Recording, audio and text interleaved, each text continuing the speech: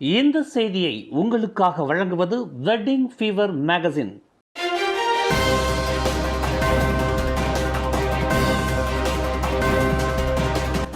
வணக்கம். திசைகளின் 10 மணி செய்திகள். அரசாங்கம் வாக்குறுதி அளிக்கின்ற எந்த ஒரு சீர்திருத்தங்களும் கவனமாக அமல்படுத்த வேண்டும். பிரதமர் அன்வார் வலியுறுத்து. அரசாங்கத்தால் வாக்குறுதி அளிக்கப்படுகின்ற எந்த ஒரு சீர்திருத்தங்களும் கவனமாக அமல்படுத்தப்பட வேண்டும் என்பதுடன் அத்தகைய மாற்றங்களை ஏற்றுக்கொள்ள மக்கள் தயாராக இருப்பதாக பிரதமர் டத்தோஸ்ரீ அன்வார் இப்ராஹிம் தெரிவித்தார்.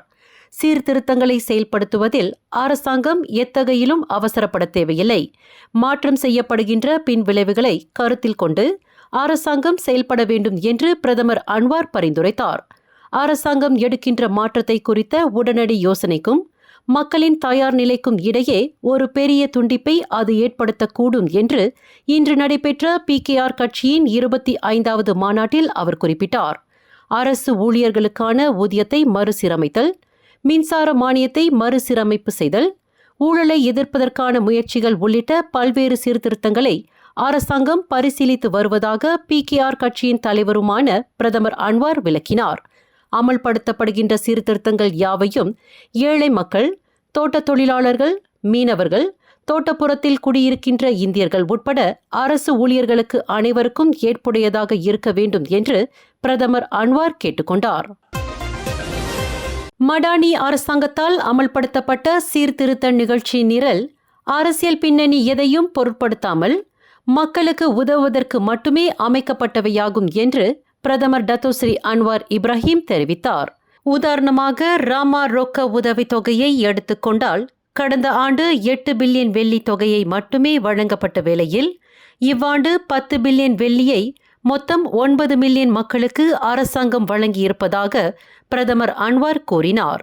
மேலும் சும்பங்கன் அசாஸ் ராமா சாரா எனும் உதவித்தொகை கடந்த ஆண்டு வழங்கப்பட்ட 130 மில்லியன் வெள்ளியிலிருந்து இவ்வாண்டு 700 மில்லியன் வெள்ளி, அதாவது 5 மடங்கு அதிகரித்து இருப்பதாக அவர் அறிவித்தார்.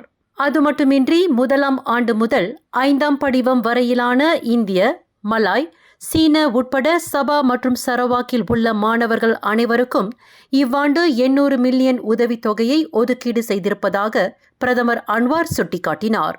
அத்துடன் முதன்மை தரவு தளமான பாடுவையும் தகுதி பெற்றவர்களுக்கு உதவிகளை வழங்கி அரசாங்கம் ஆதரவளிக்கிறது என்று பிரதமர் குறிப்பிட்டார்.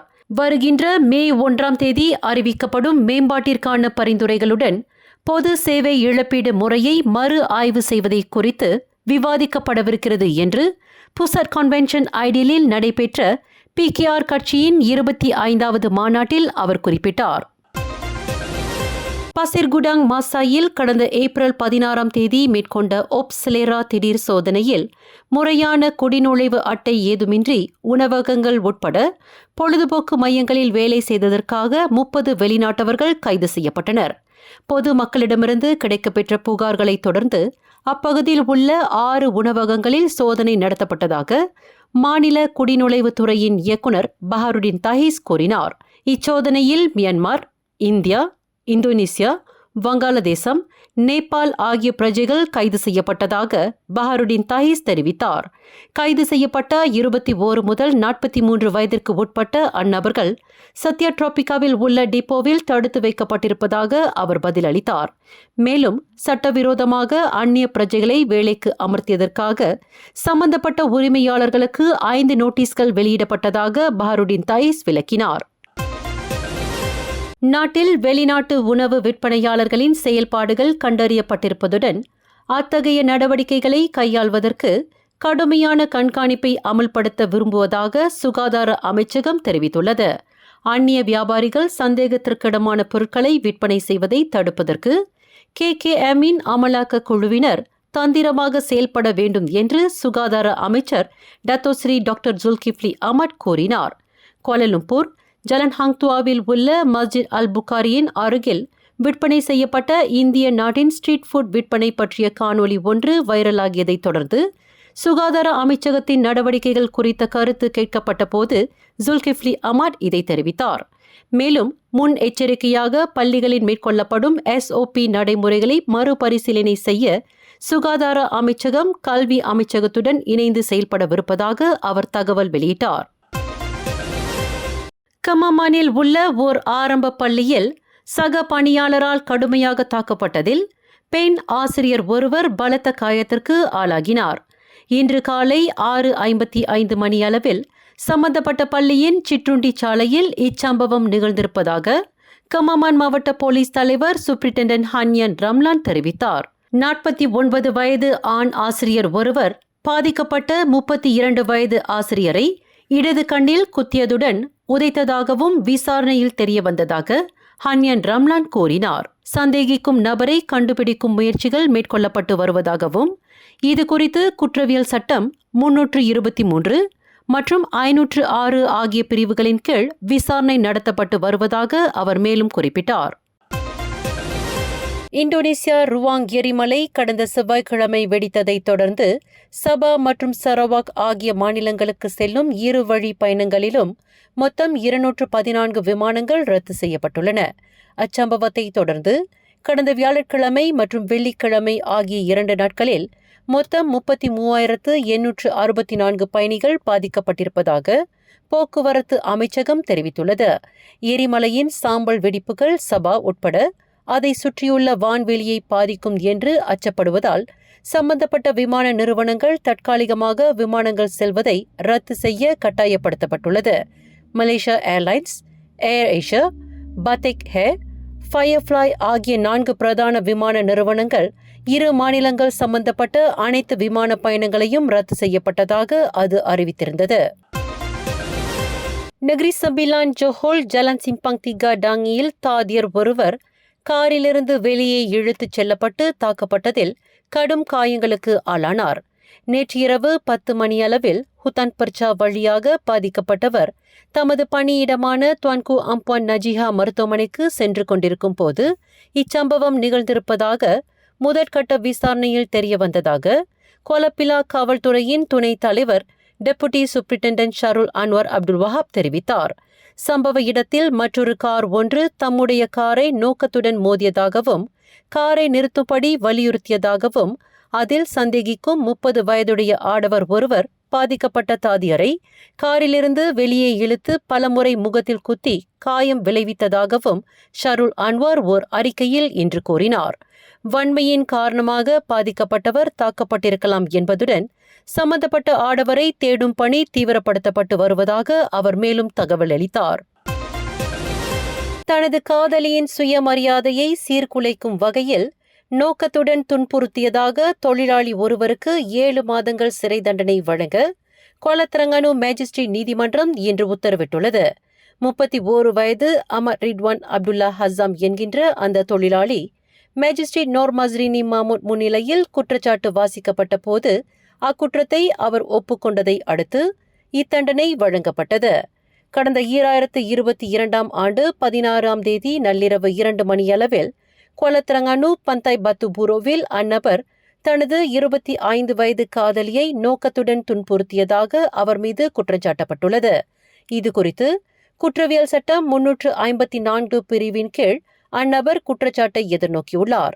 அந்நபரின் சிறை தண்டனையை அவர் கைது செய்யப்பட்ட நாளிலிருந்து, அதாவது கடந்த 2023 ஆண்டு அக்டோபர் 24 தேதியிலிருந்து தொடர்ந்து சிறை தண்டனை அனுபவிக்க நீதிமன்றம் கோரியுள்ளது.